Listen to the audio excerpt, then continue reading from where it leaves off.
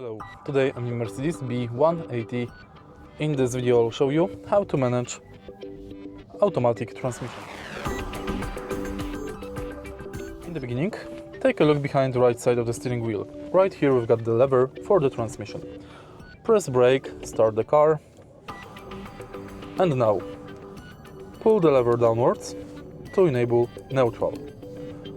Pull it downwards to enable drive, upwards for neutral, again upwards for reverse.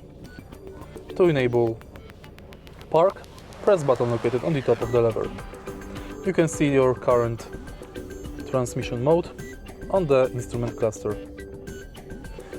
In the end, you can change gears manually by pressing plus and minus buttons behind the steering wheel.